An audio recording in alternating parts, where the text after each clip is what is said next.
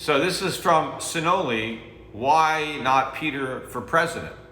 Well, there's a very simple answer to that question, and that's because I would lose, right? I'm not going to win. I mean, how am I going to become president? I mean, an election is an auction on the advanced sale of stolen goods.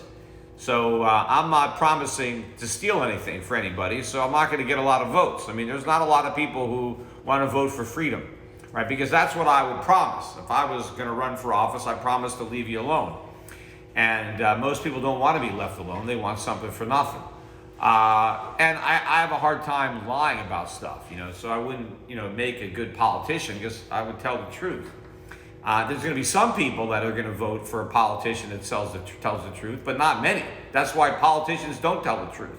I mean, if you could be honest and be a successful politician, a lot more honest people would be in politics. The reason that there's so many liars is because the guys that are telling the truth are the ones that lose elections. The way you win elections and the way you get reelected is that you lie. And you're willing to do what's in the interest of a special interest who's backing you or funding your campaign, and you don't give a damn about the general interest of the country. You're not doing what's right for the country. You're doing what gets you reelected. And so it's difficult for somebody that actually wants to do what's right for the country to get elected. Even if they get elected once, they probably won't stay in office because they'll lose, because somebody else will give the public what they want, or tell the public what they want to hear, or do what they need to do to get the special interest to back them and fund them, and then they end up winning. So yeah, it's not very likely that I would win an election, but it's more likely I can win over people. I can get people to reject a lot of these big government programs and move more toward free market, libertarian, conservative side of the political spectrum. I could probably win over people who would want to follow my investment strategy and invest, pursue, the way I'm investing my money. Because, people here, I mean, people are tuning into this Q&A.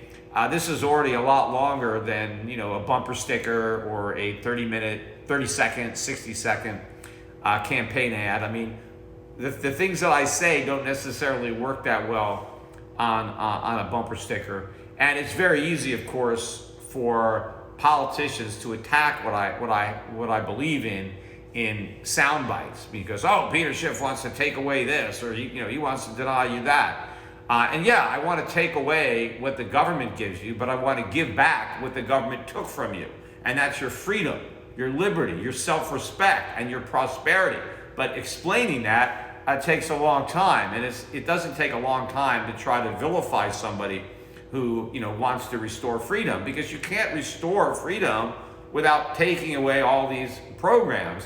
But what the politicians don't tell you is the programs cost a lot more than the value that you get. So what you get from government, it actually costs you a lot more. What you lose exceeds what you get, except you don't understand what you lost. The government always takes credit for what they give you, but they never accept responsibility for what they take away from you.